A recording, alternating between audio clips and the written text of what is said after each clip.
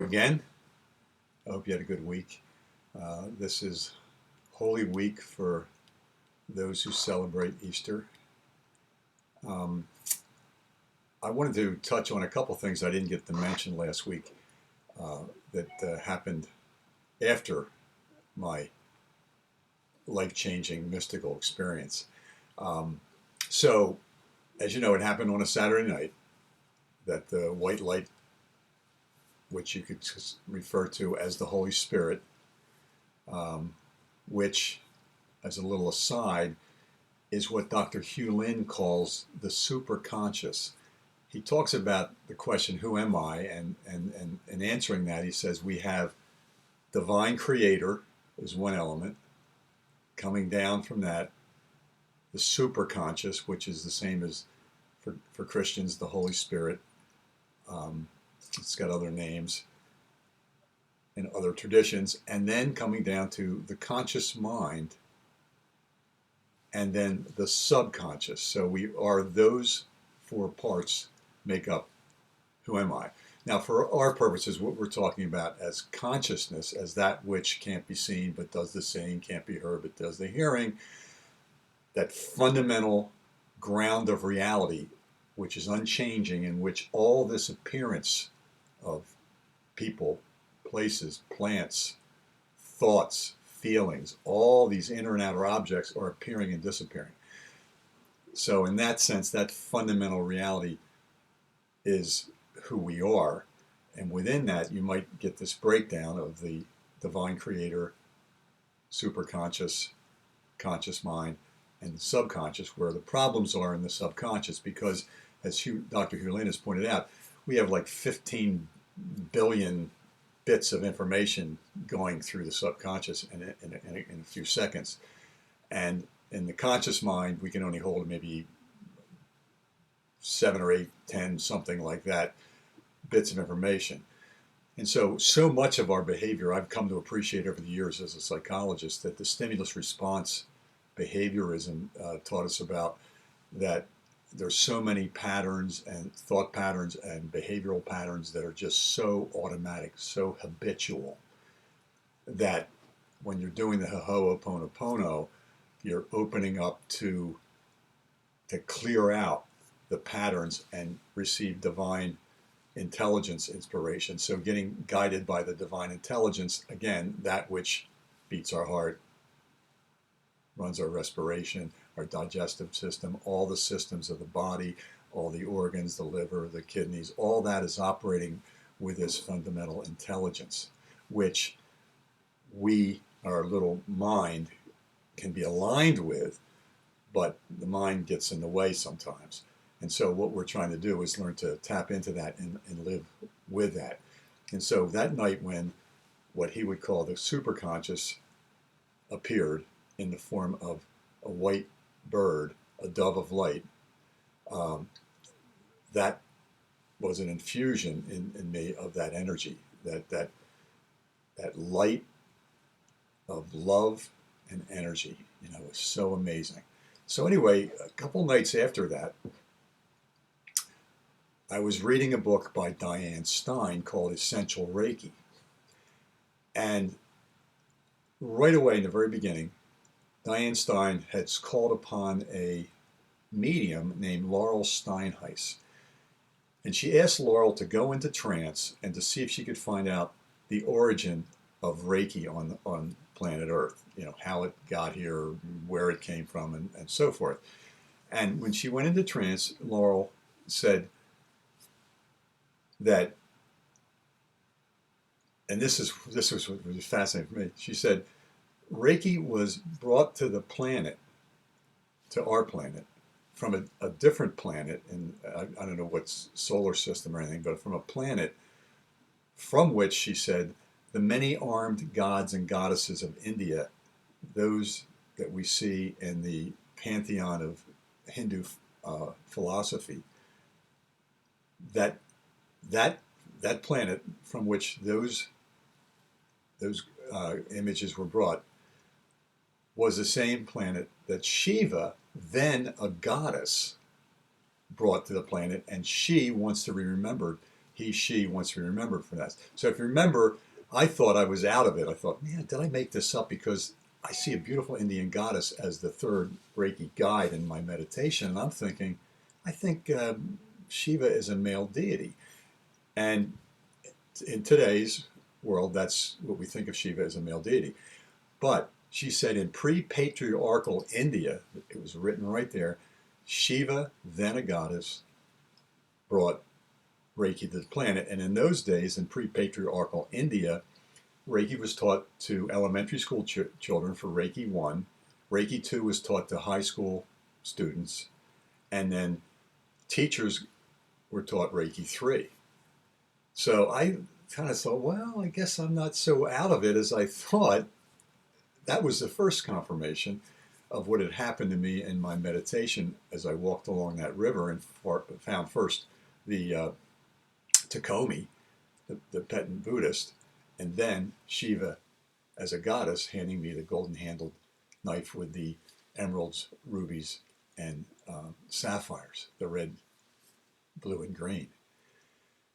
So that was fascinating to me. And then as I was writing my recent book, if your shadow's in the lead, that means your back is to the light, I began to notice that as I looked at where I was guided over the last 25 years, I was guided by Christ to the Course in Miracles, A Course in Miracles, and I was guided by Takomi as I looked at it, because I had a period where I was really studying Tibetan Buddhism. And then later, in these more recent years, I've been studying Shiva's tradition, Vedanta, the end of the holy books, the Upanishads and the Vedas. And so I didn't realize that some subtle way I was aligning with those guides, and they as representatives of vehicles of this divine intelligence had been guiding my steps in terms of what I was studying. So the other thing in the book I read was that there was connections of Christ learning and talking with and meeting the lamas in Tibet during his lost years, where if in the Bible he stops, the last, I think, is a passage about him teaching the elders in the temple. He's about 12. And then there's all these years that take place, and he's back at about 29 or 30. And in that time, a man named Notovich did a book called The Lost Years of Jesus. And I was guided to that book in this period of time, this magical 25 years. And it was said he was called Saint Issa, Issa, and was very revered and heralded by the Buddhists as a great teacher. And it was Saint Issa.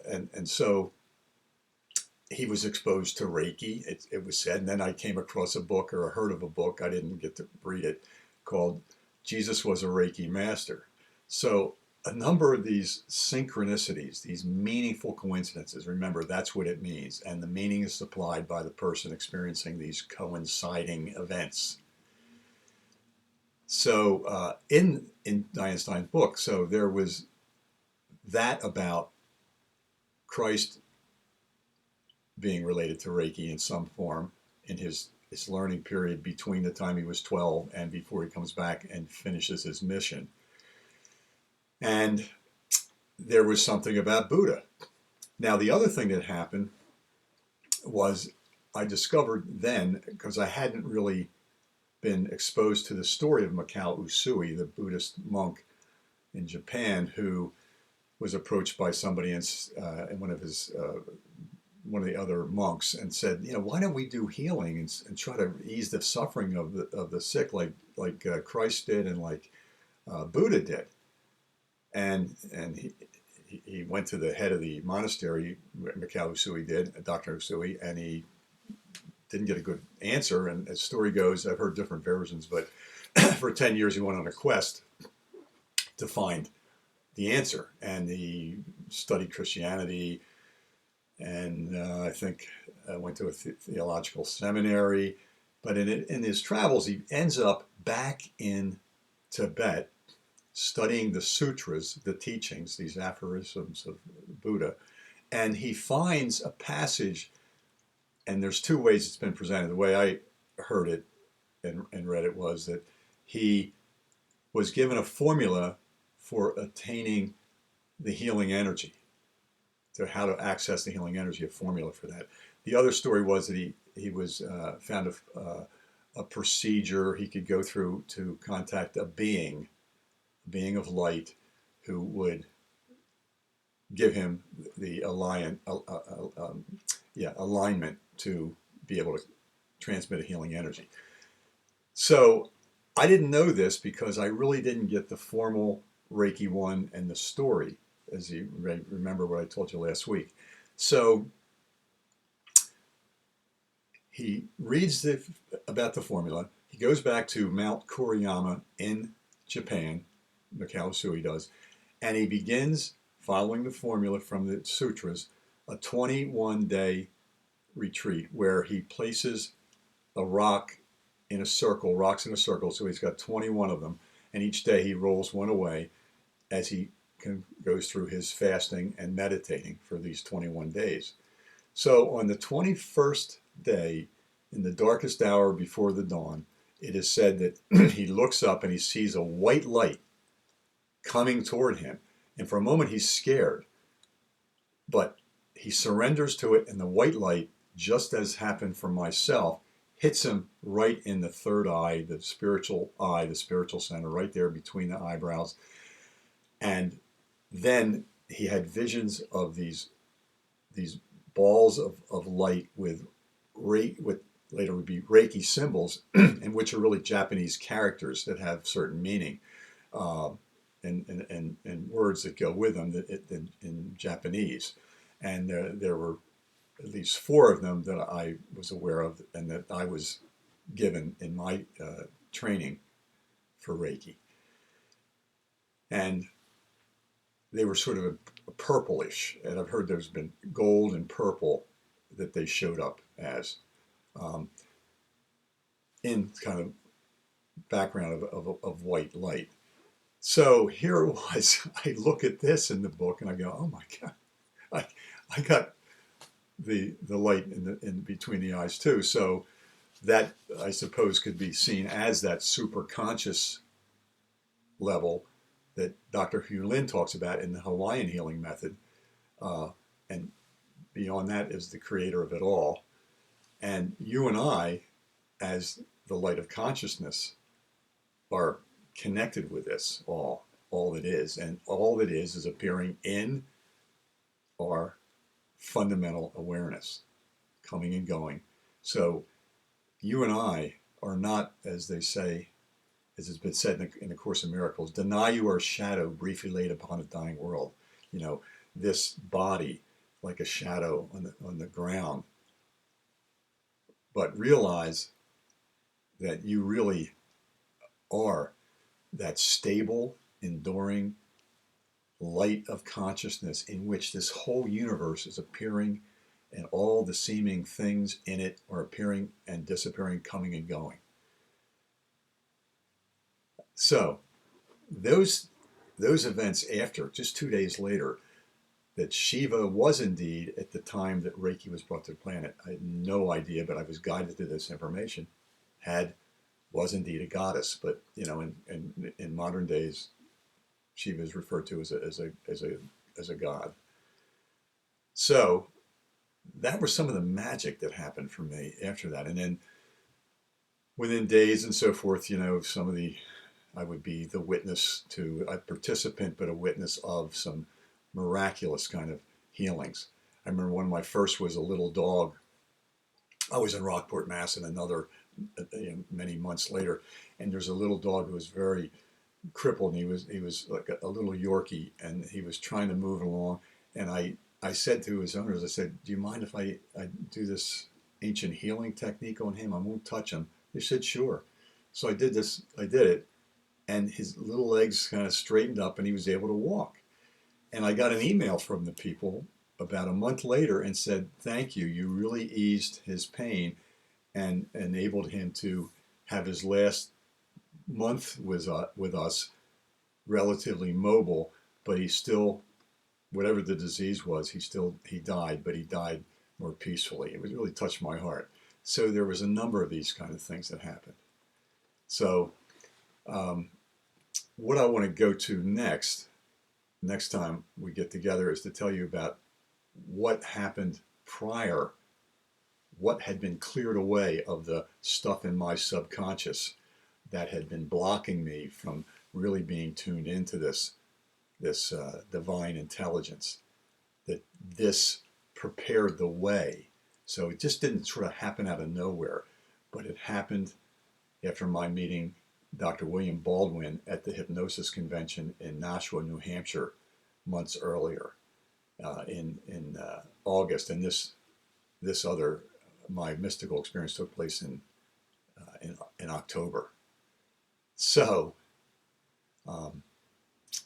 again, all of this that we're talking about, as I'm sharing this in my unusual experiences, is to point you in the direction of how you can begin to get past the limitations, the unconscious beliefs and limitations that are in our subconscious mind, that are influencing us all the time, every day. And that living from inspiration is a way that we clear that out with the Ho'oponopono, and then allow that to come through and be able to access that healing energy. And one other thing before we end today I want to mention is, when I was writing my first book, 8 Steps to Love, How to Return to Love When You Need It the Most, the moment stress and conflict begin, that whole thing, that in the heart of each of us is love, which is the ultimate power operating in the universe.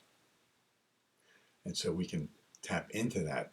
And these techniques with the that you see, with the heart, and the way that anger, fear, sadness, depression can be returned to love, so you can proceed with the peaceful power and expansive energy of love in your daily life when stress strikes. So again, all this is, again, you can even think of this Hawaiian healing method to deal with stress, if you will. All that we're talking about, that's the ultimate thing. The Reiki, all this magical stuff is about that. So next week, I will go into how the way was paved for me, because that stuff, those patterns, these repressed emotions of anger and fear that were in me, had to be cleared. And the technique was something that Dr. William Baldwin had devised. And so that enabled this to happen. And so it's really about our separation, or seeming separation, from this divine intelligence that makes us go awry and we end up stressed out. So with that, for those of you celebrating, have a happy Easter, and I will talk to you next week.